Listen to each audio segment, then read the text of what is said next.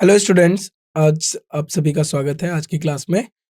तो आज हम जो है अपनी बायोलॉजी की शुरुआत करने वाले हैं, यानी जीव विज्ञान की शुरुआत करने वाले हैं।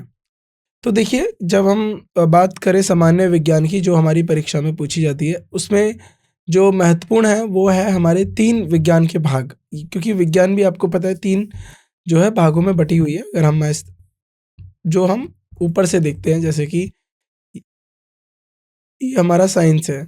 अब साइंस क्या है, 3 हिस्से हम इसके पढ़ते हैं जनरली तौर पर। जैसे एक फिजिक्स, जिसको हम बोलते हैं भौतिक विज्ञान, जो कि हमारे भौतिक नियमों से जो है वास्तव रखती है। और दूसरे बाद होता है हमारा रासायनिक विज्ञान, केमिस्ट्री।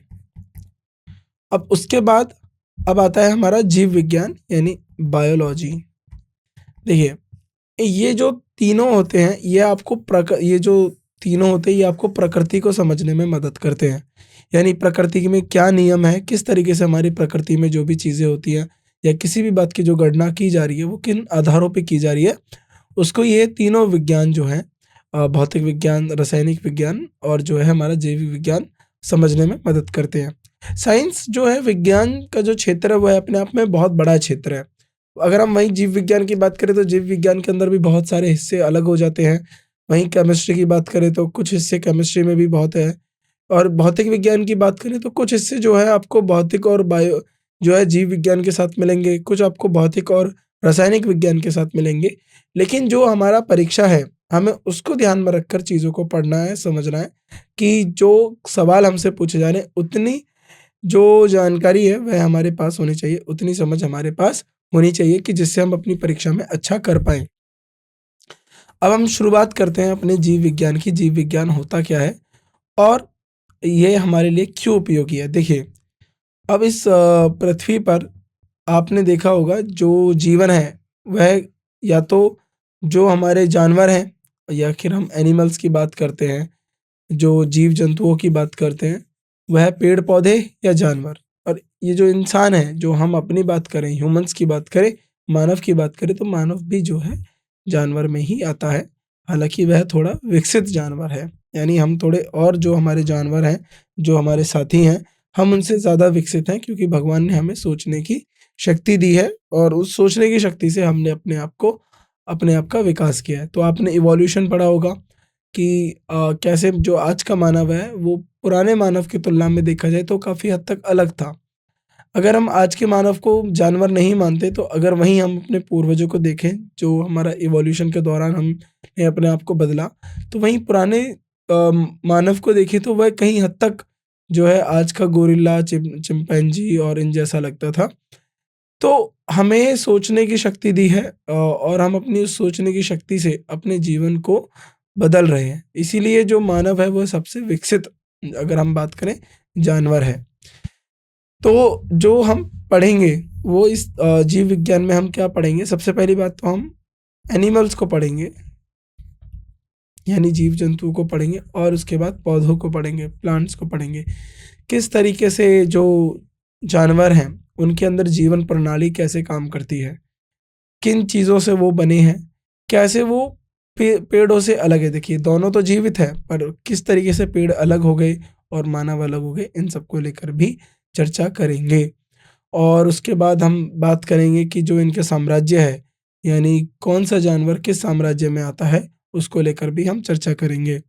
और उसके बाद कोशिकाएँ, जो हमारा सेल होता है, और फिर हम बात करेंगे मानव की। तो मानव के जो ऑर्गन्स हैं, जो मानव के शरीर है, मानव की कोशिकाएँ हैं, मानव का जो रक्त है, हृदय है, इन सब को लेकर हम सारी चीज़ों को एक-एक करके हर एक की व्याख्याएँ करेंगे और समझने की कोशिश करेंगे कि किस तरीके से जो हमारा शरीर है, जो प्रकृति ने हमें दिया है, उसकी रचना कैसे की गई और जो पेड़-पौधे हमारी प्रकृति से हमें मिले, उनकी रचना कैसे की गई। तो इन सब को लेकर और इनकी जो कैरेक्टरिस्टिक्स हैं, जो इनकी ख़ासियत है, जो इनकी ख़ामियाँ हैं, हम इन सब के बारे में चर्चा करेंगे हम अपने जीव विज्ञान के दौरान। तो जो मैं बात करूँ जीव विज्ञान की, तो जीव विज्ञान में बहुत सारी चीज़ें काफ़ी ज़्यादा याद रखने वाली चीज़ें होती हैं, तो इसका एक ही तरीका है, आपको निरंतर अभ्यास करना होगा और चीज़ों को याद रखना होगा। तभी आप परीक्षा में उत्तीर्ण हो पाएँगे। जब तक आपको चीज़ें याद नहीं रहेंगी, तब तक आप परीक्षा में अच्छा नहीं कर पाएँगे। तो परीक्षा में अच्छा करने का एक ही मूल मंत्र है, आपको चीज़ों को याद होना चाहिए। अब हम आगे बढ़ते हैं। जीव विज्ञान जीवित वस्तुओं का विज्ञान है, यानी जो जीव विज्ञान है वो किससे बात करेगा? जीवित वस्तुओं को लेकर बात करेगा। शब्द जीव विज्ञान का निर्माण ग्रीक, यानी जो अगर हम देखिए जीव विज्ञान तो हिंदी में, अगर इंग्लिश में बात करें बायोलॉजी, तो बायोलॉजी शब्द कहाँ से आया? तो बायोस ये आया एक ग्रीक के शब्द से। बायोस, बायोस का मतलब होता है लाइफ, जीवन, और लोगोस का मतलब होता है स्टडी, यानी जीवन की जो है अध्ययन होना, अध्ययन करना, वो हमारा क्या हो गया? बायोलॉजी। तो कहीं भी अगर आपको पीछे सफिक्स में यानी पीछे के जो तरफ अगर आपको लॉजी दिखाई दे तो उसका मतलब होता है अध्ययन करना। जीव विज्ञान का जीवन और जीवित प्रणाली प्राणियों के विज्ञान के रूप में भी जाना जाता है। तो जीव विज्ञान को हम क्या बोलते हैं? वह विज्ञान जो जीवित प्राणियों और जीवन के बारे में बात करे, उनके बारे में व्याख्या करे। शब्द जीव विज्ञान का पहली बार उपयोग लामार्क और टोरेंस ने किया। तो जीव विज्ञान को पहली बार किसने जो है शब्द का उपयोग करा? 1801 में, यानी बायोलॉजी। बायोलॉजी जो शब्द है इसका जो इस्तेमाल जो है लामार्क और ट्रीवेरेंस ने इसका 1801 में शब्द का इस्तेमाल किया। श्रेयांकित कार्य के कारण अरस्तु और जीव विज्ञान के पिता के रूप में, जो अरिस्टोटल, या जिसको हम हिंदी में अरस्तु बोलते हैं, तो अरिस्टोटल को हम हिंदी में क्या बोलते हैं? अरस्तु। अरस्तु को जो है फादर है क्या कहा जाता है? फादर कहा जाता है विज्ञान का, जीव विज्ञान का। तो याद रखना जीव विज्ञान के पिता किन्हें कहा गया है? अरिस्टोटल, क्योंकि इन्होंने इसके ऊपर काफी ज्यादा जो है कार्य किया। वहीं biologist divide into two major branches. तो जीव विज्ञान जो है ये दो मुख्य शाखाओं में विभाजित होता है। जो शाखा पेड़ पौधों के बारे में जानकारी करती है, यानी पौधों का अध्ययन, वनस्पति विज्ञान जिसको हम बोलते हैं बॉटनी, जिसको हम बोलते हैं वनस्पति विज्ञान, जो हमारे पेड़ पौधों की जानकारी या उनके ऊपर जो है स्टडी को लेकर बात की जाती है। इसे फाइटोलॉजी, यानी फाइटोलॉजी को भी कहा जाता है। और थियोफार्टस जो थे उनको बॉटनी के पिता के रूप में जाना जाता है। तो उन थियोफास्टस का वनस्पति विज्ञान के पिता के रूप में जाना जाता है। आगे बात करते हैं। जानवरों का अध्ययन जीव विज्ञान कहलाता है। तो जानवरों के अध्ययन को हम क्या बोलेंगे? जीव विज्ञान कहेंगे। अरस्तु को जीव विज्ञान के पिता के साथ साथ भ्रूण विज्ञान के संस्थापक के रूप में भी जाना जाता है। तो अरस्तु जो हैं, अब देखिए जीव विज्ञान जो जानवरों के अध्ययन की बात करेगा, जो पशुओं के अध्ययन की बात करेगा, उसे हम जो है ज़ूलॉजी का जो है नाम देते हैं। और अरिस्टोटल जो है, या अरस्तु जो है, हमारे एरिस्टोटल जो है, उनको हम फादर ऑफ ज़ूलॉजी और बायोलॉजी भी कहते हैं। और इन्होंने भ्रूण विज्ञान, एम्ब्रियोलॉजी के ऊपर भी काफ़ी ज़्यादा जो है बात करी है। तो इन्होंने ये संस्थापक रहे हैं भ्रूण विज्ञान के भी, अरिस्टोटल। तो अरिस्टोटल के बारे में आपको ये जानकारी पता होनी चाहिए, जो आपकी परीक्षा में पूछी जा सकती है। जीवन का मतलब क्या है? सबसे पहले हमें यही समझना है, व्हाट इज़ लाइफ? अगर आपसे पूछा जाए व्हाट डज़ लाइफ मीन, तो जीवन का मतलब क्या है? क्या समझते हैं आप जीवन का? तो जीवित होने वाले की जीविकाओं को कहा जाता है सभी जीवित जीविकाएँ, यानी हम क्या कहते हैं, जो हमारे ऑर्गेनिज़म्स हैं, सारे living beings are called organisms. तो जितने भी जीवित होने वाले जीविकाओं को कहा जाता है। और सभी जीविताएँ जो लिविंग ऑर्गेनिज़म्स हैं, वह अजीवी पदार्थ कुछ सामान्य मूल तत्व जैसे कार्बन, हाइड्रोजन, ऑक्सीजन और नाइट्रोजन से बने होते हैं। यानी जो लिविंग ऑर्गेनिजम्स है, जो जीवित प्राणी हैं, वह अजीवीय पदार्थ, यानी जो नॉन लिविंग पदार्थ है, उनसे बने, जैसे कि कार्बन, हाइड्रोजन, ऑक्सीजन और नाइट्रोजन। जीवित और अजीव दोनों को ही भौतिक कानून का पालन करते हैं। तो जो हमारे जीव यानी लिविंग होंगे, नॉन लिविंग होंगे, उन सबको भौतिक विज्ञान या भौतिक कानूनों का पालन करना होगा। फिर भी कुछ मूलभूत विशेषताओं के आधार पर जीविकाएँ अजीव से अलग होती है। लेकिन फिर भी देखिए, हालाँकि जो ऑर्गेनिज़म्स हैं, जो जीवित प्राणी हैं, जो जीवित प्राणी किससे बने हैं? जो अजीवीय पदार्थ हैं, जैसे कि कार्बन, हाइड्रोजन, ऑक्सीजन, और अजीवित पदार्थ या जीवित पदार्थ, यानी जो जीवित प्राणी है या अजीवित पदार्थ है, दोनों को जो है हमारे भौतिक नियमों का पालन करना होता है। लेकिन फिर भी कुछ मूल बातें हैं जो इनको अलग करती हैं। तो उन मूल बातों में क्या है विशेषताएँ, या कुछ मूलभूत विशेषताएँ किस आधार पर इनको अलग करती हैं, वो हम देखते हैं। एक जीवित वस्तु जीवन प्रक्रियाओं को प्रदर्शित करने में सक्षम और संगठित संरचना के रूप में कार्य करती है। यानी अगर कोई ऑर्गेनिज्म है या फिर कोई जीवित जो वस्तु है, तो उसके अंदर जीवन प्रक्रियाओं को प्रदर्शित करने में सक्षम और संगठित संरचना के रूप में कार्य करती है। इसलिए उन्हें जीविका यानी उन्हें ऑर्गेनिजम्स कहा जाता है। परमाणु और अणु स्तर का संगठन जीवित और अजीव दोनों में पाया जाता है। यानी एटॉमिक और मॉलिक्यूलर तो जीवित और अजीवित दोनों में पाया जाएगा, लेकिन प्रोटोप्लाज्मिक कोशिकात्मक उत्तक अंग और अंग प्रणाली यानी सेल, प्रोटोप्लाज्मिक यानी अंग जो हमारे होते हैं, उत्तक यानी टिश्यू, ऑर्गन्स जो ऑर्गन सिस्टम है, जैसे हमारा स्टमक हो गया, हमारा हार्ट हो गया, हमारे लंग्स हो गया, ब्रेन हो गया, तो ये सब क्या है, हमारे ऑर्गन सिस्टम है। ये सिर्फ जीवित प्राणियों में दिखते हैं। प्रोटोप्लाज्म की उपस्थिति जीवित जीविकाओं को सबसे महत्वपूर्ण विशेषता है। यानी प्रोटोप्लाज्म सबसे महत्वपूर्ण क्या है, जीवित और अजीवित को बीच में प्रोटोप्लाज्म का होना। यह जीवन के लिए महत्वपूर्ण सभी महत्वपूर्ण गतिविधियों का स्थल है। यानी प्रोटोप्लाज्म की वजह से जो जीवित प्राणी हैं, उनके अंदर जितनी भी गतिविधियां हो रही हैं जीवन के लिए, वह महत्वपूर्ण हैं। वैज्ञानिक हक्सले ने इसे जीवन का भौतिक आधार कहा था। यानी 1863 में जो प्रोटोप्लाज्म है, उसको क्या बोला था, जीवन का भौतिक आधार। तो ये चीज आपको याद रखना है। सभी जीवित प्राणियों में कुछ सामान्य विशेषताएं होती हैं, तो हम कुछ सामान्य विशेषताओं की चर्चा करेंगे जो सभी जीवित प्राणियों में होती हैं, और वह सामान्य विशेषताएं क्या हैं, इनको लेकर भी हम चर्चा करते हैं। डेफिनेट शेप एंड साइज, यानी निश्चित आकार और आकार, तो इनका जो है निश्चित आकार होता है जितने भी होते हैं। ऑर्गेनाइजेशन, संगठन, जीवों में सरल से जटिल स्तर तक संगठन होता है, यानी उनका ऑर्गेनाइजेशन होता है। कुछ बहुत सरल होते हैं सेलुलर स्तर तक, जबकि अन्य उत्तक अंग और अंग प्रणाली जैसे कठिन संगठन होते हैं। यानी कोई तो बहुत सेलुलर यानी बहुत एक छोटे कोशिका के द्वारा होगा, कुछ में तो इतना ज़्यादा जो है जटिल स्तर पर होगा जिसके अंदर अंग और अंग प्रणाली, जैसे हम हैं, अगर हम बात करें मानव की, तो मानव एक जटिल जो है जीवन प्रणाली को दर्शाता है, क्योंकि हमारे अंदर हर एक जो अंग है, अपने उस अंग की अपनी एक प्रणाली है और उसका एक अपना कार्य है। वहीं अगर हम बात करें अमीबा की, अमीबा जो है वह एक सेलुलर लेवल पे है, यानी वह एक कोशिका लेवल पर है, तो वह एक फंडामेंटल या फिर हम बात करें बेसिक जो है मामूली स्तर पर, बहुत सरल स्तर पर है। वहीं उसकी तुलना में मानव एक विकसित जो है प्राणी है, तो जो और भी ज्यादा जटिल है। अगर कोशिका की संरचना देखें तो प्रत्येक जीव हमेशा छोटी संरचनात्मक इकाई, यानी जो जीवित व्यक्ति है या जो जीवित है जिसके अंदर जीवन है, उसकी जो सबसे छोटी इकाई है उसको हम क्या बोलते हैं, उसको हम कोशिका बोलते हैं, यानी सेल बोलते हैं, कोशिका कहा जाता है।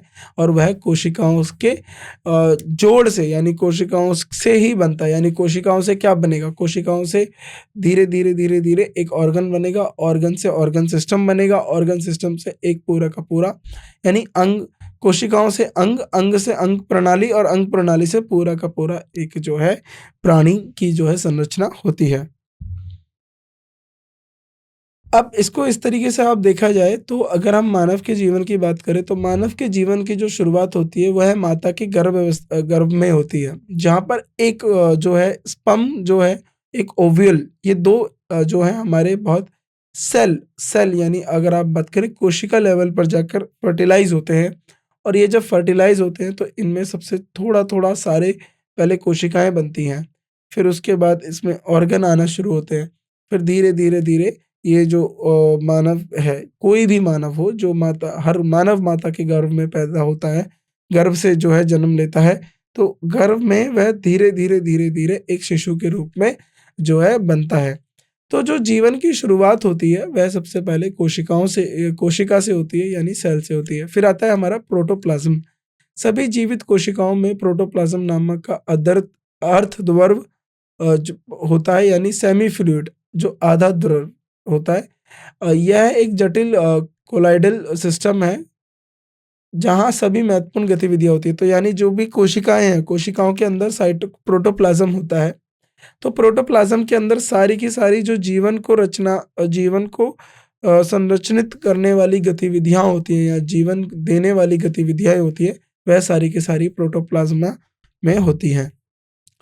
फिर मेटाबॉलिज़्म, उपापचय, जीवन के लिए कोशिका में होने वाला एक श्रृंखला बायोकेमिकल प्रतिक्रियाओं को उपापचय कहते हैं। जैसे आपने सुना होगा मेटाबॉलिज़्म, तो मेटाबॉलिज़्म क्या होता है कि आपके जीवन को के लिए कोशिका में क्या होता है कि कुछ हमारी जो है बायोकेमिकल प्रतिक्रियाएँ होती हैं, कुछ हमारी जो हमारी जैविक रासायनिक प्रतिक्रियाएँ होती हैं, उनको हम मेटाबॉलिज़्म कहते हैं। उन प्रतिक्रियाओं की वजह से जो हमारा शरीर है, उसके अंदर जीवन का जो है व्यापन या जीवन का जो है फ्लो देखने के लिए मिलता है। वृद्धि और विकास, तो जो भी जीवित प्राणी होते हैं, उनके अंदर वृद्धि और विकास होता है। जैसे शिशु हो गया, मैंने आपको बताया था कहानी 2 सेल से हुई थी, एक स्पर्म था, एक ओव्यूल था। ये दोनों आपस में टकराए, फर्टिलाइज़ हुए।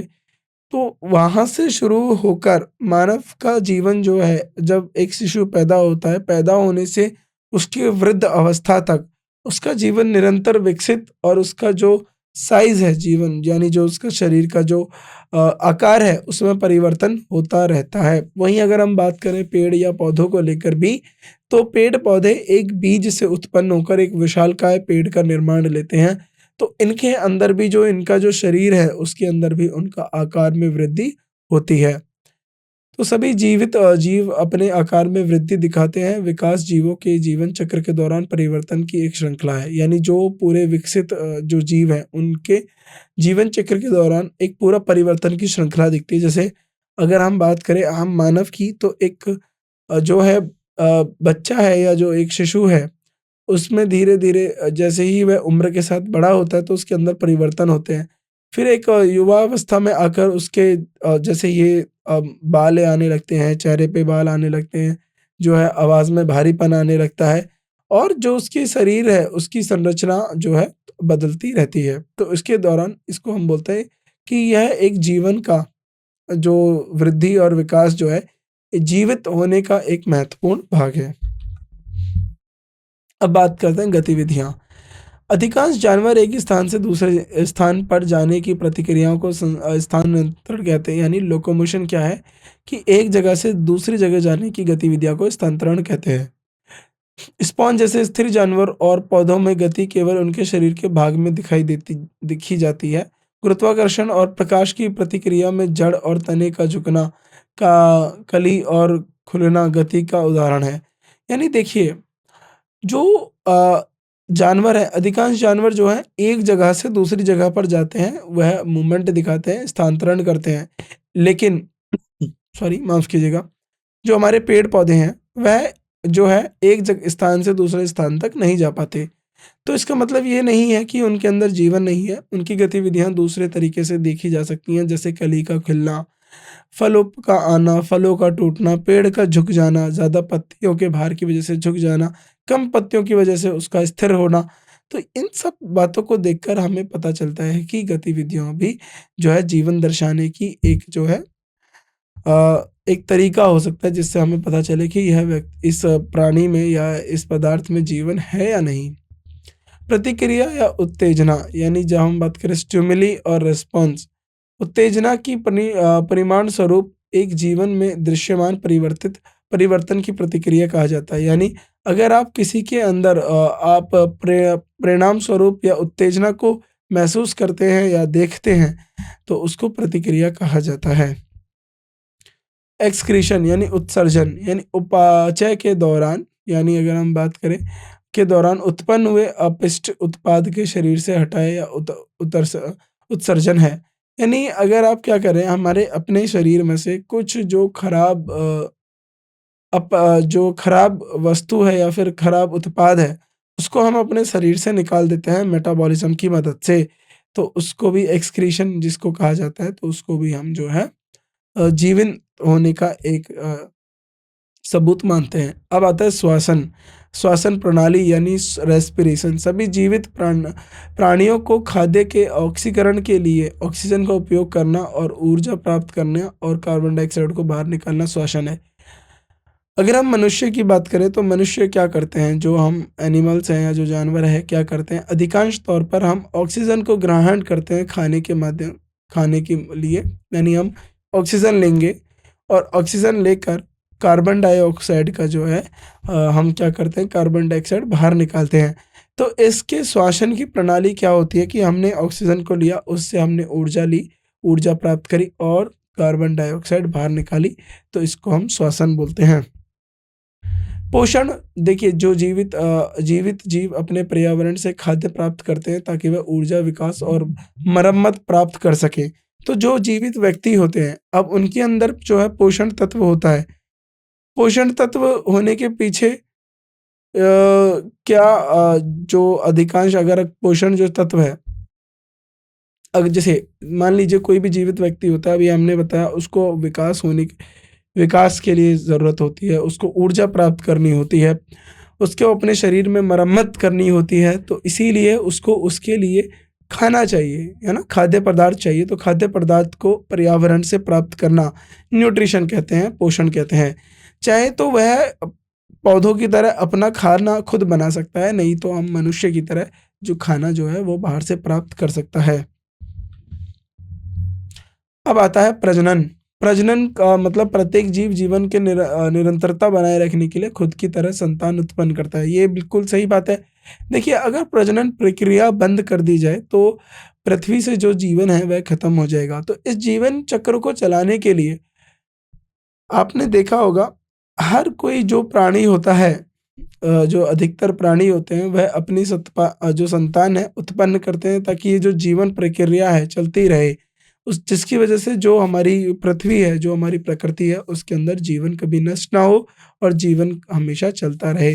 तो इस जीवन के निरंतर प्रक्रिया को या जीवन को निरंतर बनाए रखने के लिए तो उन्हें अपनी जो संतानें हैं उनको जन्म देना होता है, जिसको हम उस प्रक्रिया को हम बोलते हैं प्रजनन।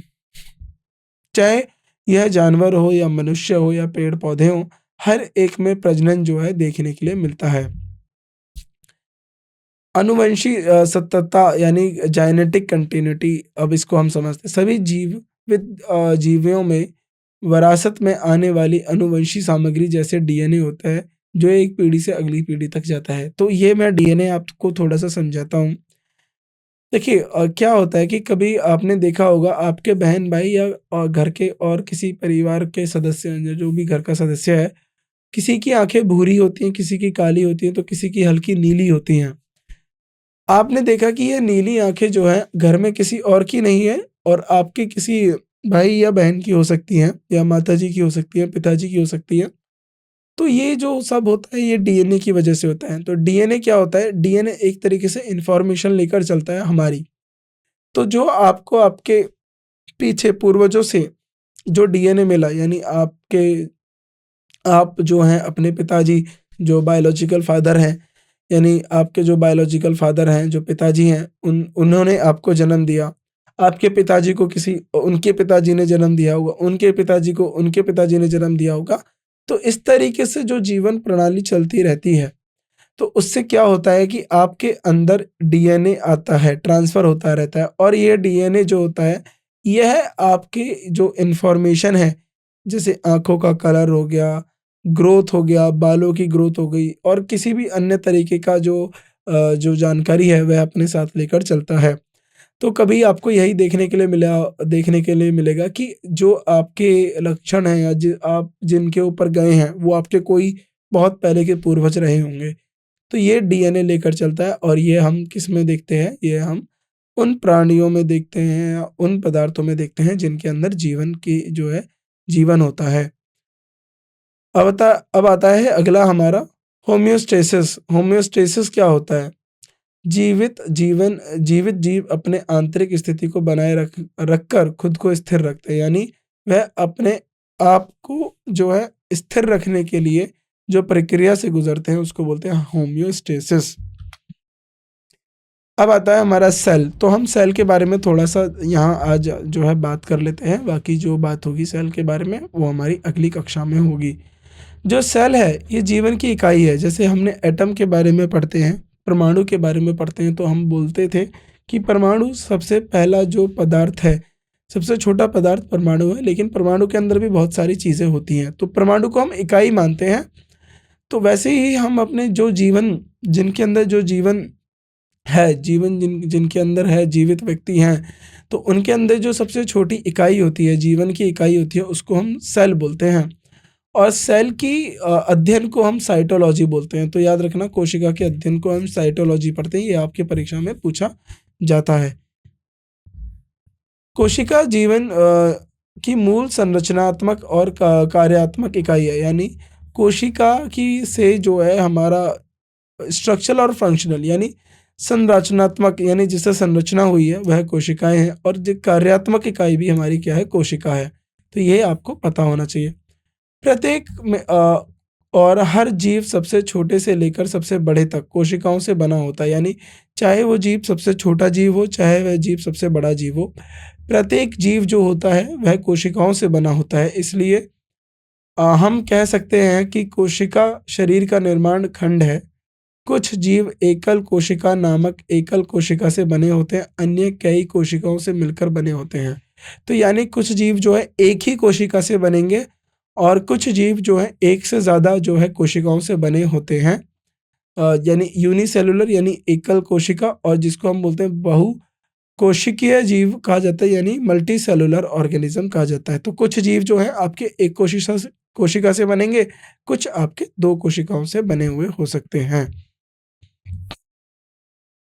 एक कोशिकीय जीव सभी जीवन प्रक्रियाओं को एकल कोशिका के अंदर पूरा करते हैं। जो एक कोशिकीय जीव होते हैं, उनके अंदर जितनी भी जीवन प्रक्रियाएं होती हैं, जो जीवन देने की प्रक्रियाएं होती हैं, वह उसी एक कोशिका के अंदर पूरा करते हैं। बहुकोशीय जीव अब में विभिन्न स्तर पर संगठनात्मक होते हैं, यानी बहुकोशीय जीव जो होते हैं उनके अंदर संगठन बनते हैं। कैसे कि कोई हिस्सा कुछ और करेगा, कोई हिस्सा कुछ और करेगा। जैसे समान प्रकार की कोशिकाएं एक समान कार्य करने वाले उत्तक बनने के लिए एक साथ समूहित होती है। यानी अब मैं बताता हूँ, एक थोड़ा सोचिए और मान लीजिए कुछ हमारे जो है लंग्स के सेल हैं और कुछ ब्रेन के सेल हैं। तो ब्रेन के सेल मिलके जो मस्तिष्क का जो काम करेंगे वो हमारे ब्रेन वाले कोशिकाएं करेंगी, मस्तिष्क कोशिकाएं करेंगी। और जो हमारी फेफड़े की कोशिकाएं हैं वह वो काम करेंगी जो हमारा फेफड़ा काम करेगा। तो यानी जो कोशिकाओं का समूह होता है, जो हम बात करें बहुकोशिकीय जीव जो होते हैं, उनके अंदर कोशिकाओं का समूह एक संगठित होकर एक प्रकार का काम करता है, समान प्रकार का काम करता है। कई प्रकार के ऊतकों का समूह एक अंग बनाता है। तो बहुत सारे जो टिश्यूज हैं वह मिलकर ऊतक जो हैं, टिश्यूज जो हैं, वह एक अंग बनाते हैं। उस समूह के जीवन में कई अंग प्रणाली होती है। जो हमारे हायर ग्रुप ऑफ ऑर्गेनिज्म है, जैसे हमारे अंदर अंग प्रणाली है। प्रत्येक अंग प्रणाली का एक विशेष कार्य है। लंग्स जो फेफड़ों का अलग कार्य हो गया, किडनी का अलग कार्य हो गया, लीवर का अलग कार्य हो गया, हृदय का अलग कार्य हो गया, मस्तिष्क का अलग कार्य हो गया, ब्लड अलग कार्य हो गया। यानी इस हर एक चीज का अलग कार्य होता है। आंखों का, हमारे जो जीवा है उसका अलग कार्य हो गया। और उसके बाद आप जिस भी गाल ब्लैडर हो गया हमारा, तो हर एक प्रणाली जैसे इंटेस्टाइन हो गया, इसका भी अलग कार्य हो गया। तो जितना भी हमारे अंदर अंग है, हर अंग का अपना एक अलग कार्य होता है। विभिन्न अंग प्रणालियों एक जीवन का निर्माण करने के लिए एक साथ सम्मिलित होते हैं। तो ये सारी जो अंग प्रणाली है, एक इंसान, एक मानव के शरीर में पूरा उसको जीवन देने के लिए जो है समूहित होती हैं और उसका जीवन चक्र को चलाती हैं। मान लीजिए अगर किसी एक अंग प्रणाली में भी कुछ भी नुकसान होता है, तो वह जो जीवन की स्थिति जो है खराब होती है मानव की, तो फिर मानव को डॉक्टर के पास जाना होता है, अ, इलाज कराना होता है। तो उस अंग को या उस अंग प्रणाली को उसको ठीक करवाना होता है। तो जीवन के लिए सभी अंग प्रणालियों का काम करना बहुत ज़रूरी होता है। और ये सारी अंग प्रणाली ऊतकों और ऊतकों से पहले ही बात करें तो कोशिकाओं से बनी होती है, और हर कोशिका का अपना एक कार्य होता है। मूल रूप से एकल कोशिका जीव के अलावा सभी कई प्रकार की कोशिकाओं से बने होते हैं। तो अगर हम एकल कोशिका जीव को अलग रख दें तो उसके अलावा जो बाकी के जो जीव हैं वह कई कोशिकाओं से बने होते हैं। तो अगर हम कुछ बात करें इम्पोर्टेंट डिस्कवरी की, किसने क्या दिया, तो आप ज़रा देख लीजिए।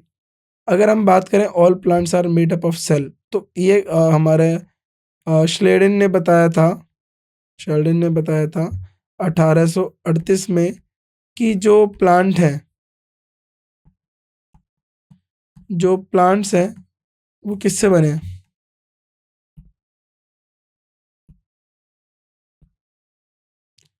सेल से बने हैं।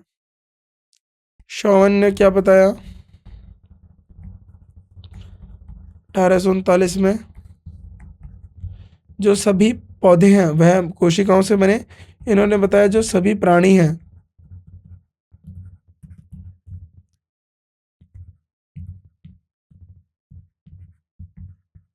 वह भी सेल से बने हैं। ये इन्होंने बता दिया हमारा शेडन ने और श्वान ने। और उसके बाद और क्या बताया?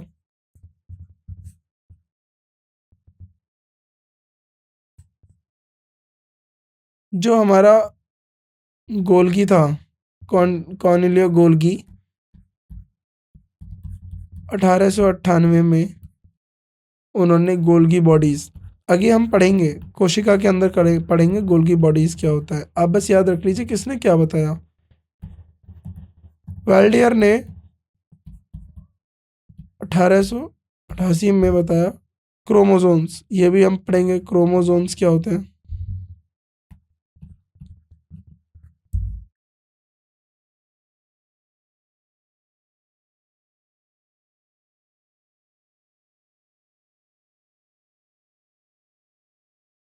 और हमारा शैम्पर 1800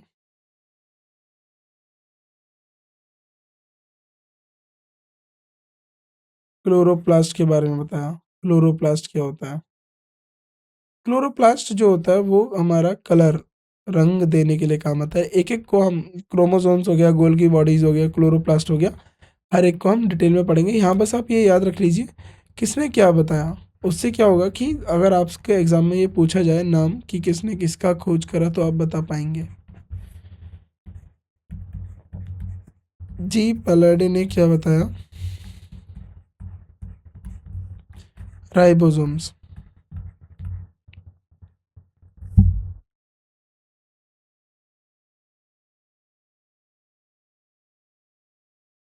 राइबोसोम।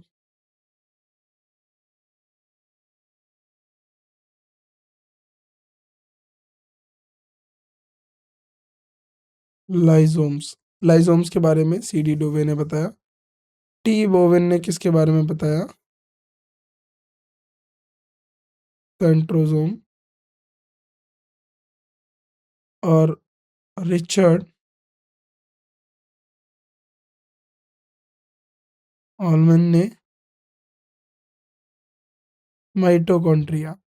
माइटोकॉन्ड्रिया को हम पावर हाउस ऑफ सेल बोलते हैं। जितना भी सेल को ऊर्जा जो मिलता है वो इस माइटोकॉन्ड्रिया के अंदर मिलता है।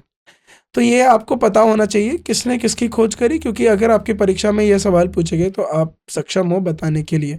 तो अभी हमने थोड़ा सा बस देखा कि क्या होता है हमारा ये जो सेल है, किस तरीके के इसके अंदर का कार्य होता है। और इसके साथ साथ हमने सेल की थोड़ी सी बातों को और जो है देखा।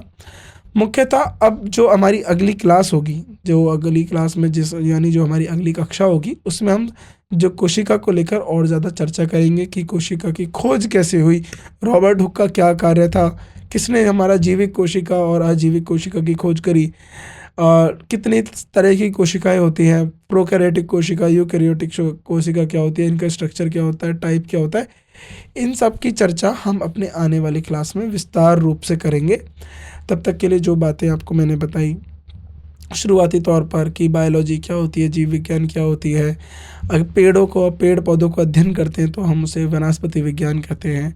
जूलॉजी, बॉटनी, क्या इनमें अंतर होता है, किसने बॉटनी का बारे में चर्चा करी, किसने जूलॉजी के बारे में चर्चा करी, जीवन क्या है और जीवन की वो बातें जिससे हमें पता चलता है कि एक जो जीवित व्यक्ति है उसके अंदर किन बातों का होना आवश्यक है। तो उन बातों को हमने पढ़ा, हर एक बातों को हमने समझा। और जीवन किन से बना है, किन मूलभूत चीज़ों से जीवन जो चक्र है वो चलता है, उनको लेकर भी चर्चा हमने करी। तो आज की कक्षा में हमने आपको बहुत सारी जानकारी दी, काफ़ी अच्छी जानकारी दी। ये जानकारी आपको पता होनी चाहिए क्योंकि इस तरीके की बातें जो हैं आपके परीक्षा में पूछी जाती हैं। तो अगर आप निरंतर अभ्यास करेंगे, इन बातों को ध्यान में रखेंगे तो आप अपनी परीक्षा में अच्छा कर पाएंगे, उत्तीर्ण हो पाएंगे। तो बाकी की जो बातें हैं वो हम अपनी अगली क्लास में करते हैं। तब तक के लिए हमें अलविदा दीजिए।